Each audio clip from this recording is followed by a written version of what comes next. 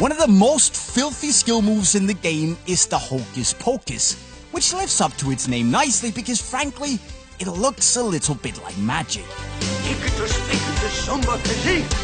So today we'll take a look at the trick, and while I'm definitely no master at this myself, we can still try and decipher how to pull it off so you can hopefully implement it into a game and roast some defenders. And today I'm going to be doing a bit of barbecuing myself in the X18 Plus from the exhibit pack that you can, by the way, buy right over there if you fancy it.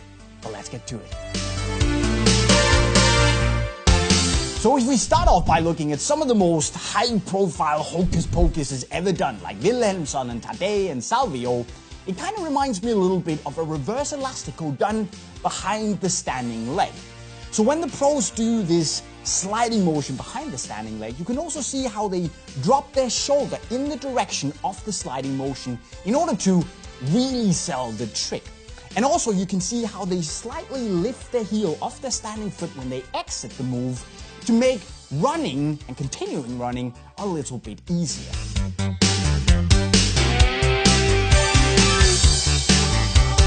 What I can also take away from the pros here is how often they actually stop the ball to do the Hocus Pocus from the standing motion, and how they also always keep the ball relatively close under them, and finally, of course, how they usually execute the Hocus Pocus in one relatively smooth motion instead of doing two individual taps. So with that knowledge in mind, let's hit the pitch and look at the actual technique. Now the first key to the Hocus Pocus is to get the two different parts or steps of the trick nailed down. The first one is the slide with the inside of the foot. And here you take your weak foot and put it in front of the ball. Then you take the inside of your strong foot and you use it to slide the ball towards and behind your standing leg. Now the key here is to make sure that your standing leg doesn't get too far away from the ball, because otherwise the slide is going to be really, really difficult. So keep it close and keep it nice and tidy, and that is part one.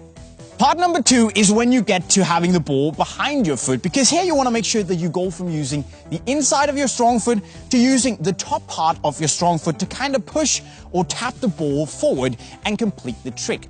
Now the important thing to keep in mind here is to make sure that the transition from using the inside of your foot to going to the top part of the foot is smooth, and that you do it more or less in one motion.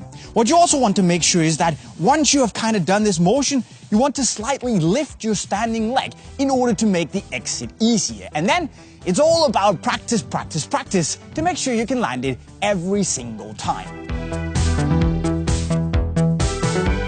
But in order to pull off the trick like a true magician, there are a couple of things you want to avoid getting hardwired into your brain. The first one is to actually do the slide too quick or get it too far out, because that way you're going to risk losing control.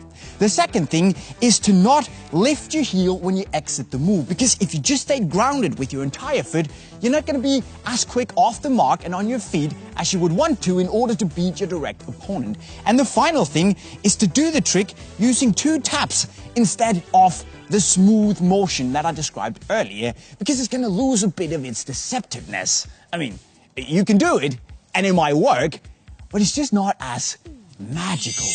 To practice the Hocus Pocus, I'd advise you to do primarily two things. The first is to either go up to a wall or simply invite a friend to the pitch so you have something or someone that can bounce the ball back to you. And then it's all about slowly implementing the move by doing a whole lot of repetitions. And here the key is to simply start really, really slow and make sure you get the move hardwired into your brain.